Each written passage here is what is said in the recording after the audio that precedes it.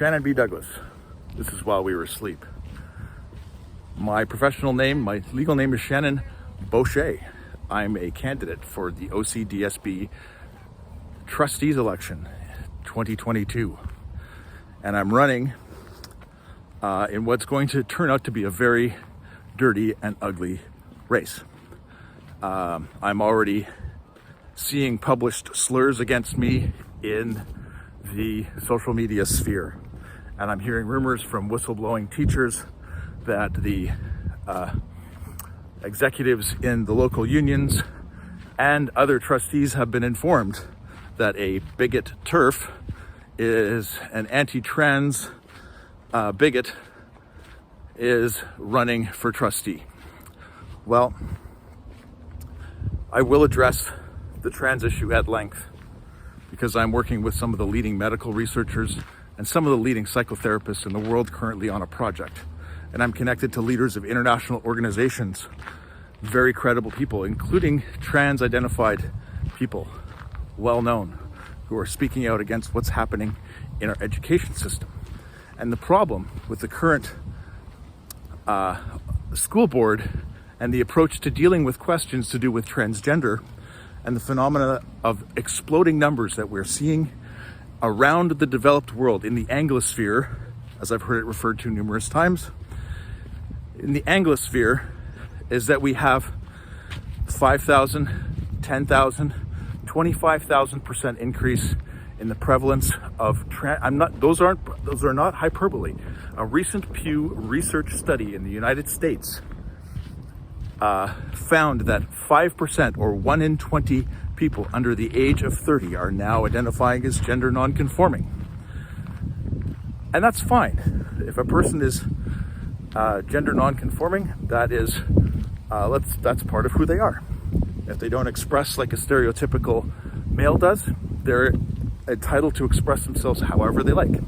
If they don't express the way a typical female would, they're entitled to express any way that they like. However, what we're starting to learn is that there are serious negative medical outcomes associated with the systems that we currently have in place to help people with gender dysphoria.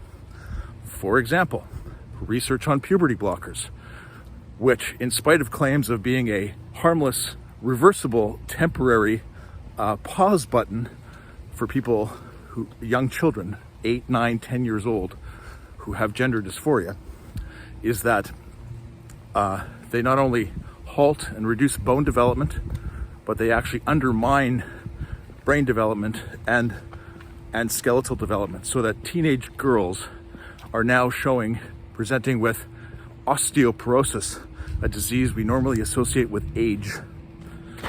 And our only path for kids who are identifying as gender non-conforming, the unquestionable path, is to affirm them, which puts them on the train, on the freight train towards the medicalized option for dealing with trans identification.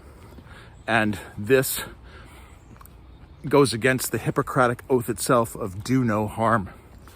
These conditions, these treatments are and do cause irreversible damage.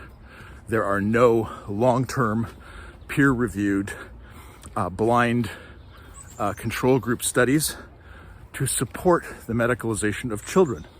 And furthermore, the company that manufactures puberty blockers, the one that says these are fully reversible, don't cause harm, and are just a pause button, fail to tell that more than 98.7% of kids, based on documents forced by subpoena in the UK, that's the British Superior Courts, show that 98.7, virtually every child put on puberty blockers goes on to cross-sex hormones.